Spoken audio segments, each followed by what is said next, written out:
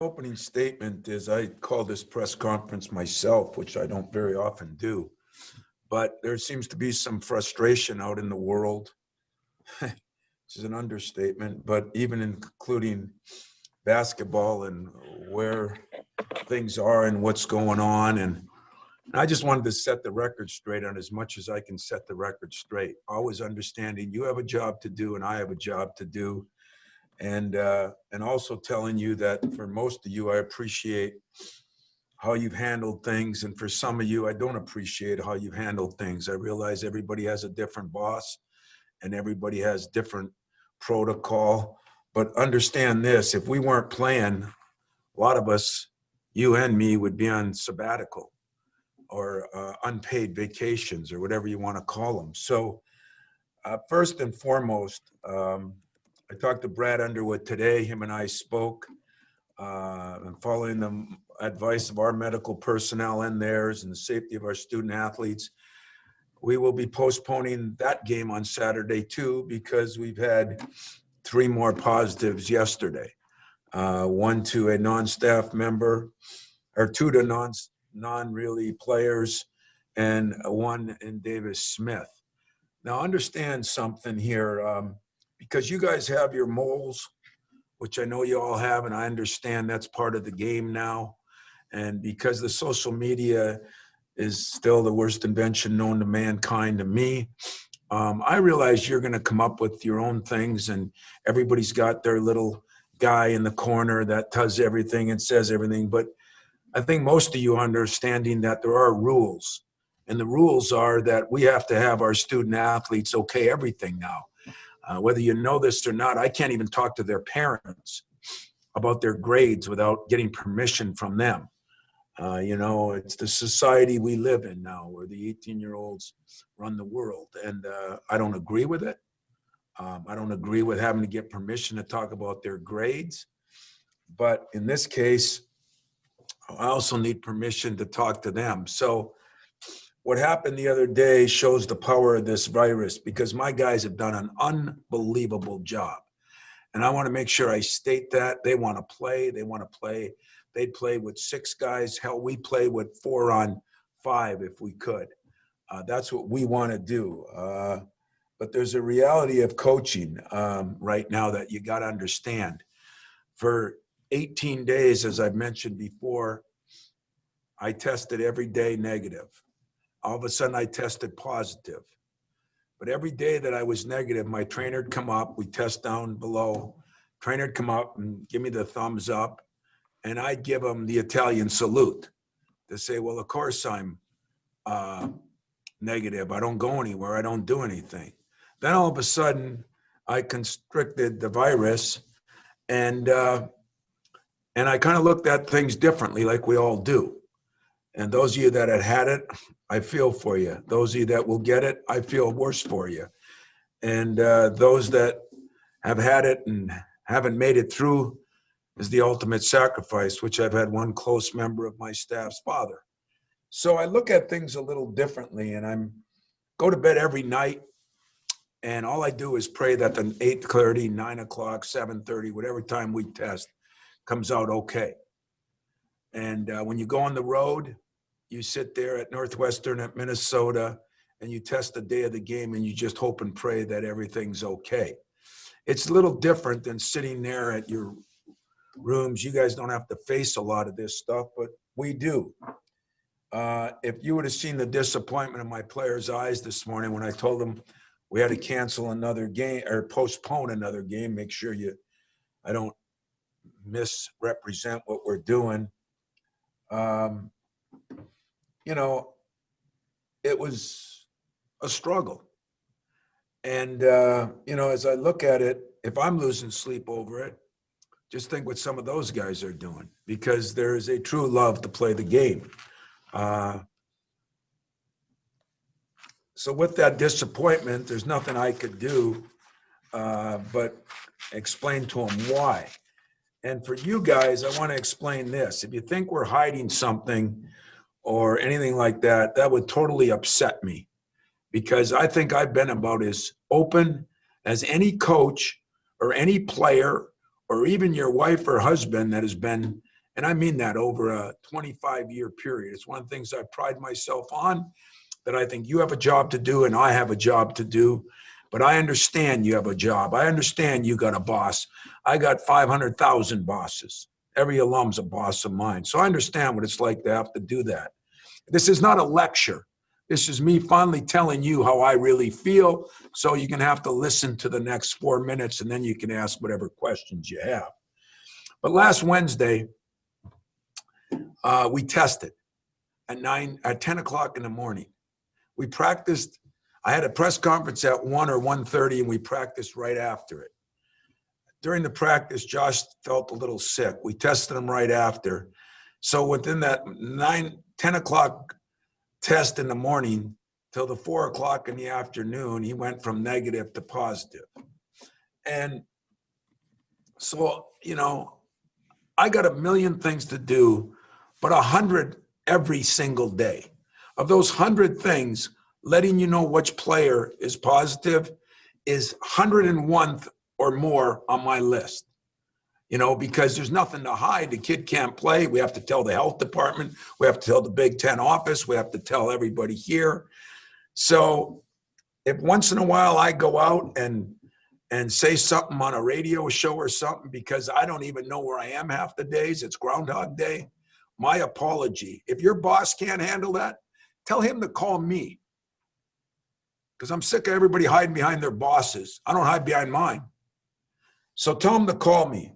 I understand more than anything, you guys have a job. And just about everyone I'm looking at right now has been absolutely awesome over the years. But with the protocols and the way they are, there is no protecting a player. So that isn't going to happen. We're going to be more upfront with this COVID thing than anything else we've been. So that's, rest assured, and tell your guys that you'll be covered there. But when stuff changes that rapidly, you probably knew that Josh was positive before I did with all the moles. And I accept that. I understand that. I don't even have a problem with it. But understand that I got a million things to do too, and that's not as high on my list. So we will continue to be as open with you as I can be. Understanding the regulations we have. As far as the next, few games or days, we will continue to daily test. We're going to continue to follow the advice of our medical personnel who have been outstanding since day one. As they allow, we will do individual work and small group work tomorrow, the next day, the next day. We're hoping that we can start practicing according to the protocol because we have done some things over the last few days. We will only return to practice as a team when they tell us it's safe for our players and my staff. On my staff, I'm the only one that's had it. So I've got to worry about a lot of different people. I think the reality that we all have to live with, that's hard to live with if you haven't gone through it, is two things I'd like to tell you. Number one, the people that say it's just like the flu, tell that to DJ. Number two, the people that tell you that it's not as serious as you think because some kids get through it, that's okay until you lost a son or daughter. To let you know that this virus determines the timeline of everything. I don't determine it, and really my doctors don't determine it. The virus determines it. But we will follow the recommendations of our medical team. We will do as good a job as we can do in getting it to you every day. And it's not a Debbie Downer. I just get sick and tired of people questioning, what we're doing. We're going through this day by day, just like you are. And try to remember this. My guys want to play. My guys are going to play. And if they don't play, those same bosses of yours will probably be furloughing you guys along with us. So our guys are playing for the love of the game because they want to play, because that's what they do. They're playing because they want to give entertainment to people. They want to keep our job market. They got all those things on their back. And then today we throw in another one that I'll talk about later. But there's a lot on the plate here, gang. And I hope you understand that. For those of you that do, I thank you for it. I appreciate you all. For those of you that don't, call me. Love to talk to you about it. I got a little extra time on my hands right now. So I'll open it up to some questions, and then I'll close with something very important at the end of this deal that I want to talk about, what day it really is today.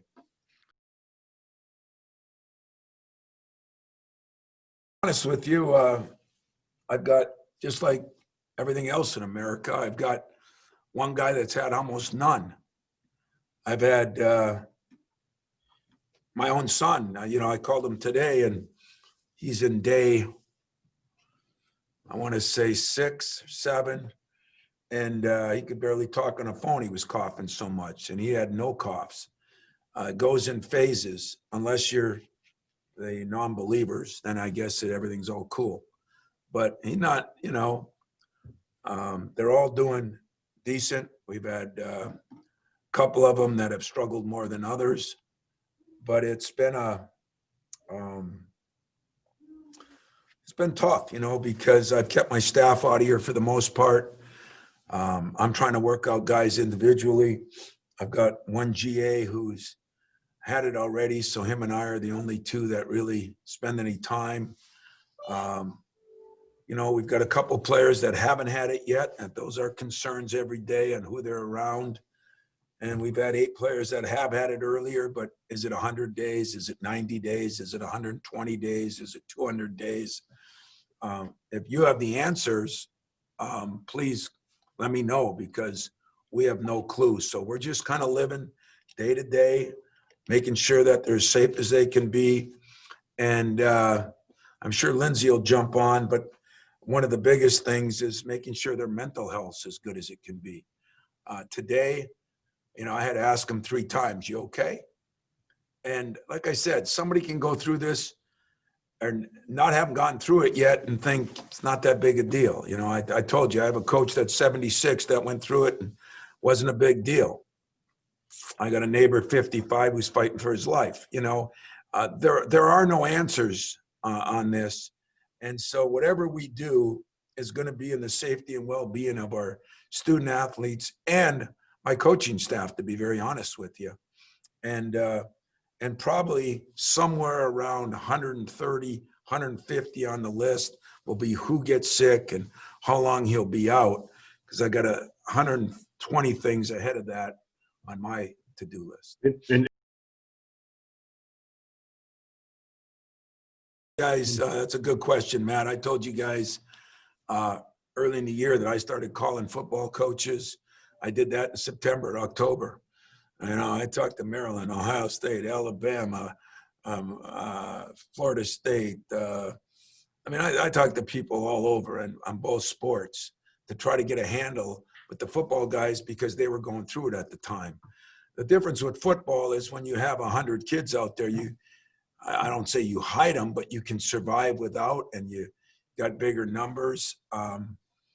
And in basketball, with the small numbers, it's a little more difficult. But I have talked to people, and I talked to Jay Wright a lot. He plays tomorrow night, supposedly. It'll be the first time since, I think, December 22nd. And so, they started practicing a few days ago. It's a long time to go, and it'll affect everybody differently. And you don't know what the residuals are and who comes back faster and all those things. It's so, every person's different. So because it happened this way at Ohio State doesn't mean it'll happen this way at Michigan State, or this way at Alabama doesn't mean it'll happen this way at Michigan State. So all I can do is, believe it or not, I've tried to do more. Last night I delivered food to each kid. I'm just trying to do something to keep them upbeat about it, because I'll still go with this. If I were somebody, I'd say, well, do you think we even should have played? I still think the safety and mental health of my players is best what they've done. I really believe that. And I'm proud of them for how they've handled it. Is it difficult? Yeah, I've been through some difficult things here over the years. And this ranks right up there with one of the most difficult because it's unknown. I can't, I'm fighting an invisible foe. And that makes it a little, I'm not trying to be dramatic, it just makes it a little harder.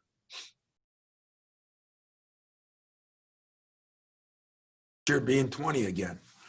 Those of you that are farther away from 20, it's a little harder. Those of you who are closer to 20, it's a little easier. But you think about being 20 and have some coach tell you every night to stay in your apartment and don't talk to your friends and don't mingle with the new students that are coming back. And, tell your girlfriend you're in a little time away. That's difficult. And I can't say I know how difficult because I never went through it, but it is hard on these kids. And like I said, I'm going to say it 15 times during this little press conference. I am so proud of my guys and even their parents. What have I done? Well, I've talked to their parents. What do? I bring them dinner. What do?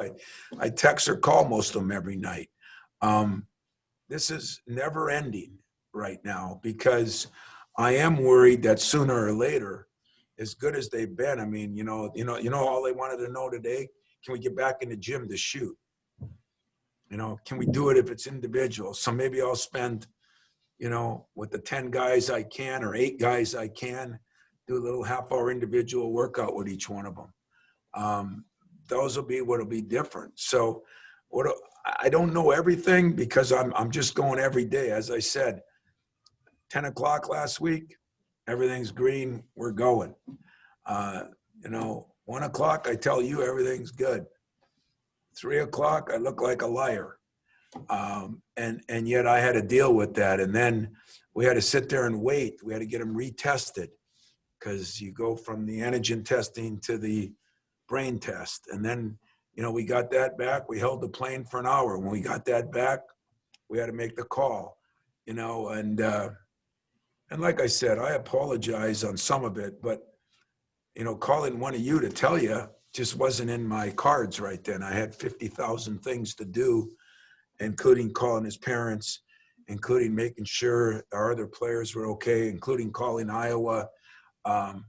Yeah, it's different. It's different than anything I've ever been through, and I'm sure it's different than everybody else. But we're all going to go through something probably. I don't think anybody's skating through the season.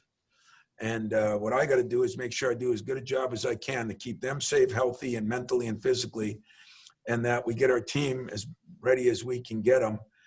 And I think personally, we keep playing as long as it's as safe as it can be because I think people need sports. I think our country needs it. I know our players do. Funny to see how many people that didn't believe in masks and everything line up for their vaccine before the people that did. That'll be an interesting deal that I'm looking forward to witnessing here as I go forward. But I did not get my vaccine yet. I did sign up, but the sense of urgency really should be for a lot of people beyond me since I've already had it. But I did do my sign up like I'm supposed to, and like everything else I've followed in this deal, I'm just following what as many of the medical people I can find that aren't political.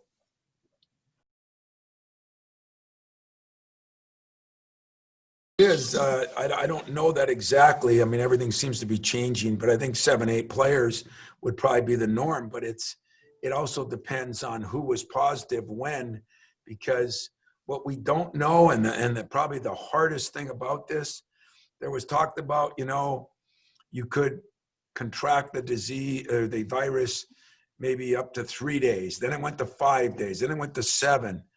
Well, we think we know where we got part of ours, and it could have been even 8 and 9 days later. So that's the part that's hard to determine. And what I talked to Brad about is the same thing I talked to Franny about. Those 2 teams right now are playing for a Big Ten championship. We're not in that boat right now. And I don't want to screw up for them.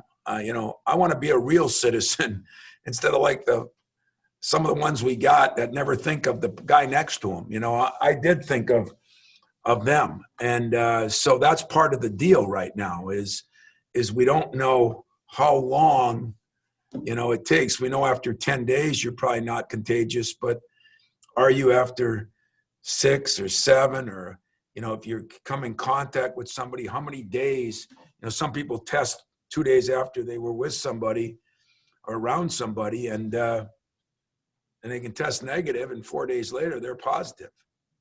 So it's a lot of unknowns. That's why you can question a lot of things, but I still say, and I believe this till I'm done, I didn't believe in all the shutdowns. I wasn't on one side of that Congress or the other. I wasn't on one side of the political thing or the other.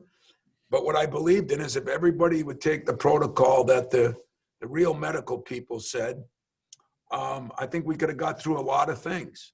But rules change when people don't abide by the rules, and then we have to get drastic, and I think that's what's happened. So I don't know, Larry.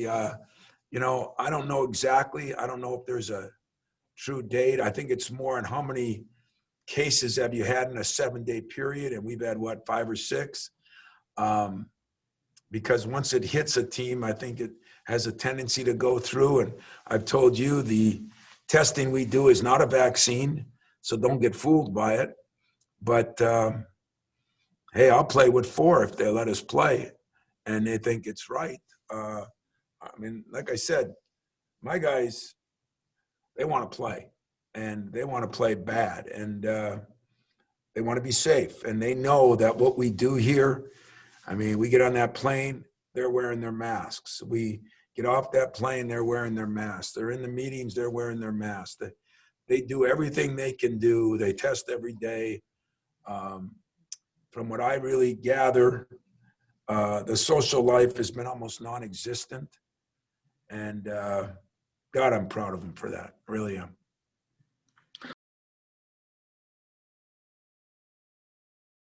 That later, but I will answer your question now because I think it's apropos. I don't think there's any question about that. You know, you do learn most about people when they're under some stress. And that's why I came and did this press conference. You know what? I'm comfortable in my own skin. I'm comfortable in my players' skin. I'm with them side by side. I think they've handled it about as well as you can handle it.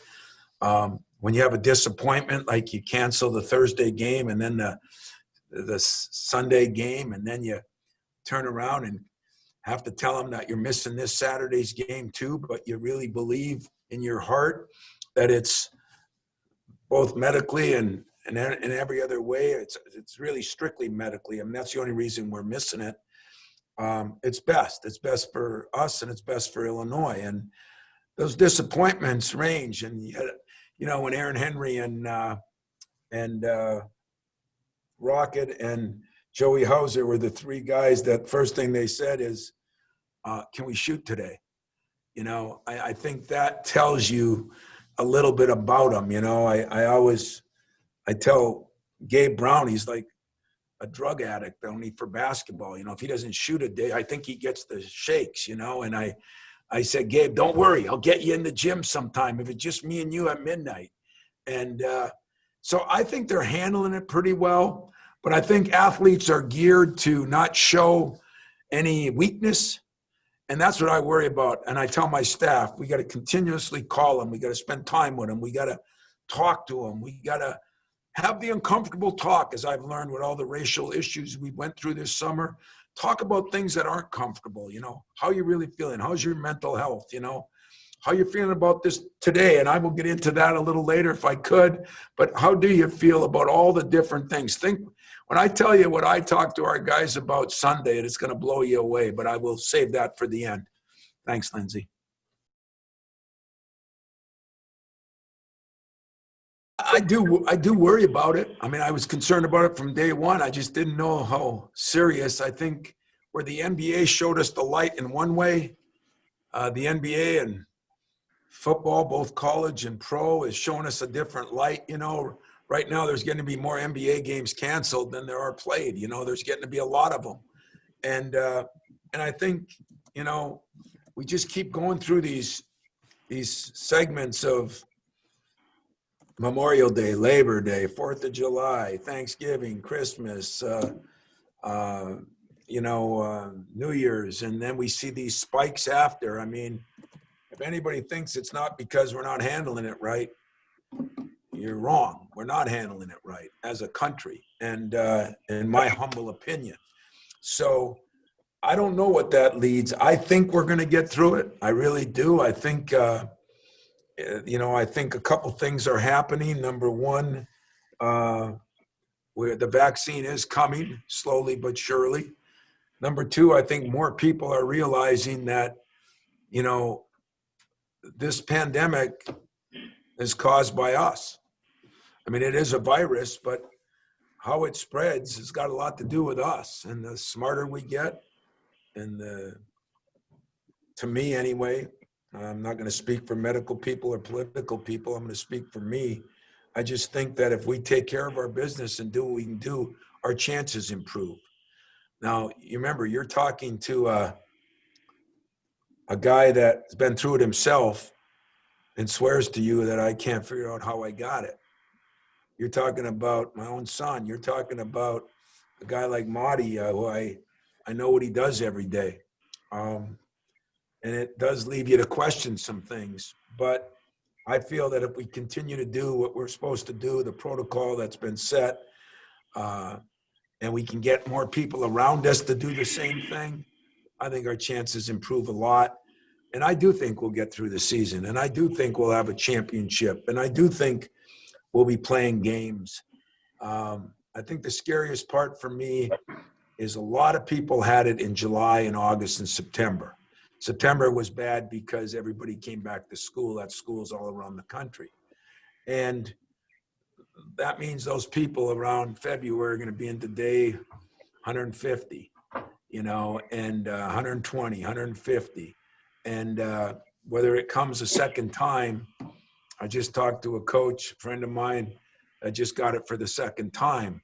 And, you know, that would create a whole new issue and problem for us all, but nobody knows those exact dates. And so I'm voting, Brendan, that I think we're going to make it. I think we're going to play it.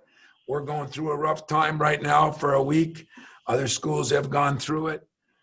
We just got to do our best to make the week to 10 days, a week and 10 days, not 3 and 4 weeks like some have gone through.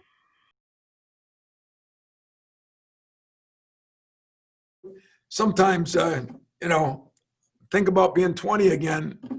You know, you're one of the younger ones on this group, so you can look at 20 and not be that far. Sometimes the last people you'll talk to is your own parents. So, you know, you don't always tell them exactly what's going on. And I've just tried to keep it. Some parents are more paranoid than the players. And some parents, I don't think it's a big deal. You know, I mean, you got so many different walks out there. It's scary. But for the most part, you know, I'm just trying to, like when I talked to Josh's mom, you know, I'm just trying to give them some encouragement and let them know. I talked to Smitty's and his wife last night, make sure they know, hey, I'm taking care of your son. I delivered him a little food. He's doing all right.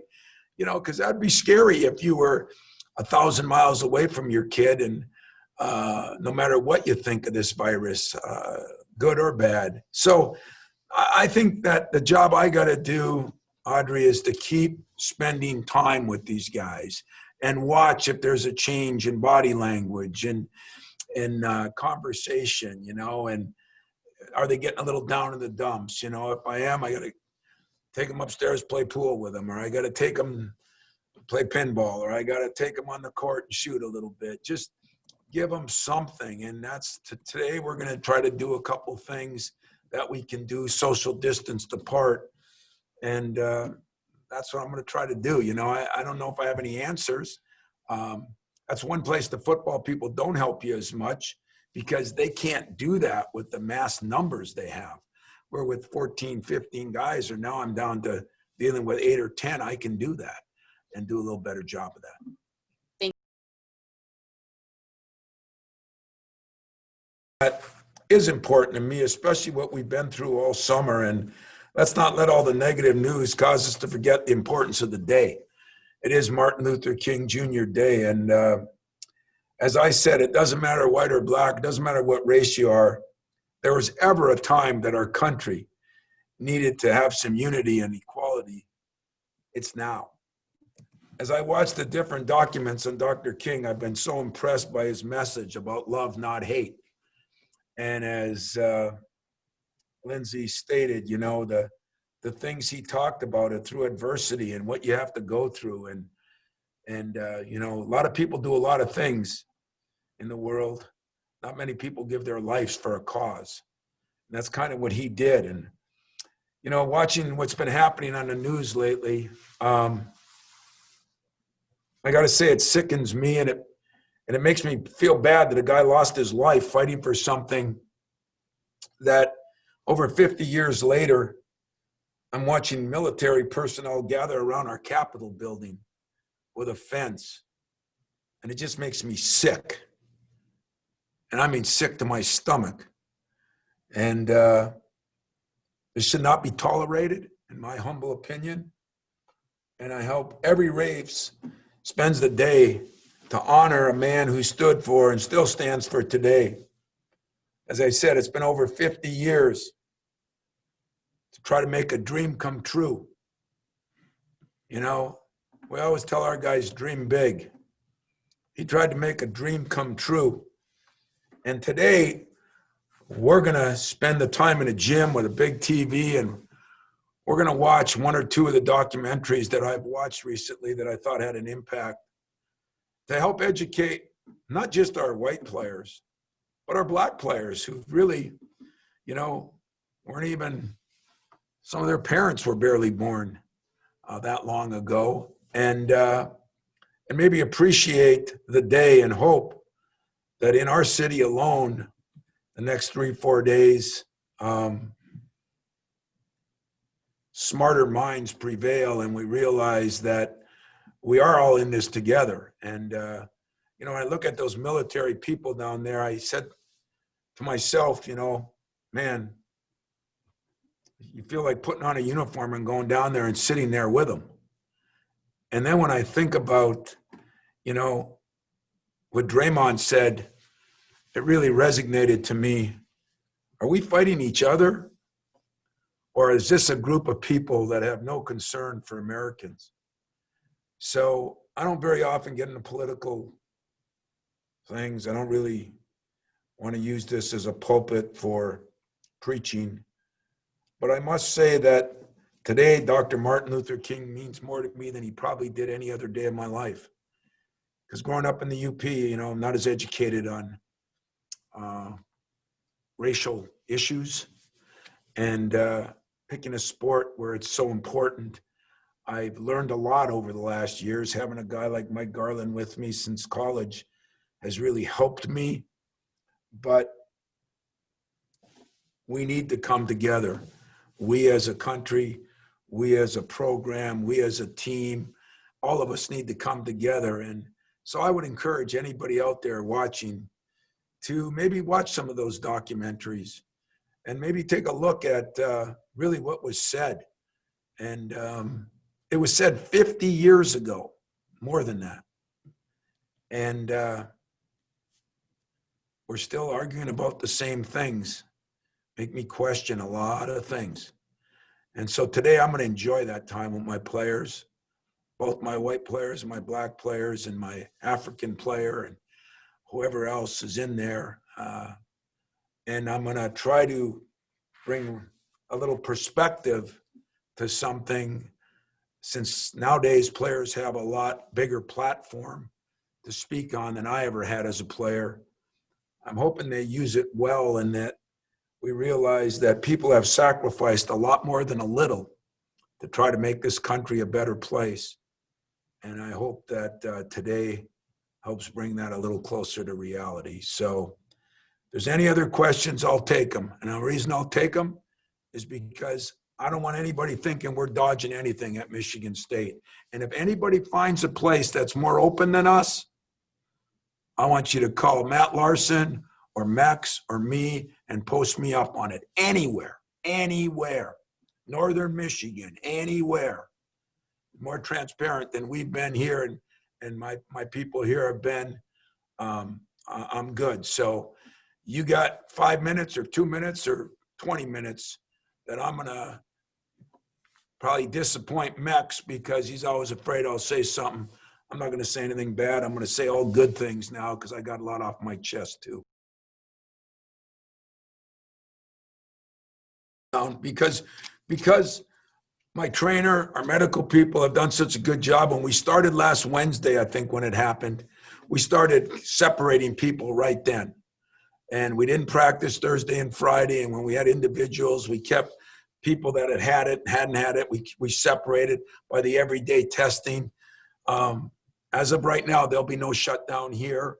I can't even call it a pause, but we had to postpone a couple games for the safety and well-being of not only our players, but the players on the other team. And Brad Fran last week was great about it. Brad was awesome about it. Today, KP never looks real good, but he looks a lot worse than he normally looks. I can promise you that. And he is, working with the Big Ten office. As we learned in football, sometimes, it's it's because of your COVID issues. Sometimes it's your opponents.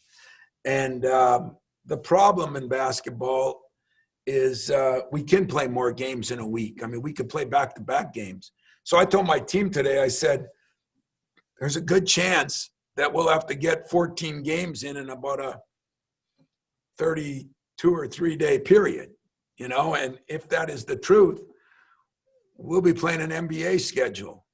And I said, so even though I hate that, I know you guys love it. You won't have to listen to me. There'll be no whistle blowing in the auxiliary gym. We'll be in a hotel playing a game, flying to the next place. It'll be an NBA schedule. So I think that's the first time they laughed and cheered this morning, no Izzo and no practices, So we tried to make light of that. I did anyway, and I think it was good. I mean, is it going to be good? It just depends what the other team's doing. We all had these breaks. The Big Ten, KP, and the people over there, Kerry, they did an incredible job. That's why we played all those games early in December. That's why we played on Christmas. So we'd have some breaks. The problem is last week and this week were two of our breaks. We had a 6-day and a 7-day or a 5-day and a 7-day or something break. So from here on out, we at least have 2 or 3 games a week anyway. Other teams will have their breaks coming up. Everybody got some. And that was brilliant by our league. I think they did a hell of a job on that. And KP really did a lot with that too. But does my break and their break add up where we can play? And will we be moving games, all over? There's a chance that we will. It's a little easier in basketball than to try to do that in football. But we learned in football, I think we scheduled Maryland 2 or 3 times, right? And we just couldn't play them. And so it's a little more difficult. I think 2 teams in football that weren't even supposed to play end up playing. That could happen too, where somebody we only played once, we might end up playing twice. Would we ever get to the point where we might go to Illinois or they might come here and we play back-to-back games? I don't know that. I just know this. I think players want to play. I think coaches want to play. I think the Big Ten wants us to play. I think the media wants us to play. And I think the fans want us to play if everything is as safe as it could be. And that's all I'm looking forward to, playing as many games as we can, as safe as we can play them.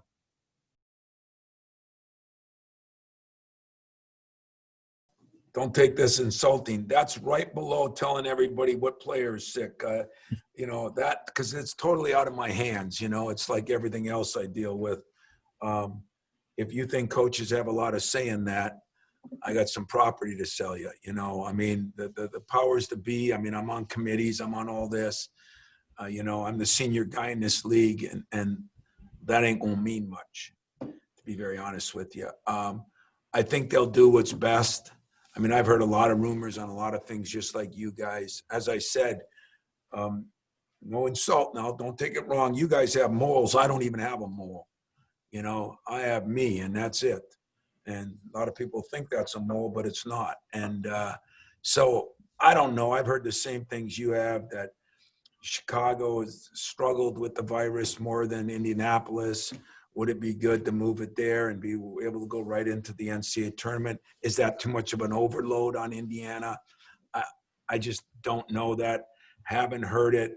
I think it is something that should be discussed, but I'm not at that pay level. Yeah. I told you in the summer we were going to try to do something every week, and we probably didn't do it every week, but we do try to do some things, and we try to, whether it's a current event, whether it's something that has happened, you know, in our country, and we want to quietly bring it to the attention of our guys, and try to understand that we have a lot of different people from a lot of different backgrounds. And, but I think what we've tried to stick with is still this. At the end of the day, no matter who you are or what you are, you should treat person A the same as you treat person B. But we turn it on them too. You should treat us, meaning coaches sometimes, you know, like you treat your parents. I mean, it's all the same. And to me, that would be the biggest thing, is everybody treated everybody the same. You wouldn't have to have all these separations in who everybody is. We're all one, you know, we are one. And I think in some of the marches and things that I've seen on a positive, peaceful level, there's a lot of things that can come out good. You know, our kids, I thought I wasn't educated coming from the UP in these kind of situations. Unfortunately, I think there's a lot of kids that are of color that aren't as well educated, and that frustrates Mike a little bit. You know, they don't have parents talking about it, or grandparents like he did. And so that's why I think this whole thing falls on educating. And so I have no problem spending time on it, because I get educated. Hopefully other guys get educated. And that's about the only way you're going to understand the frustrations of people.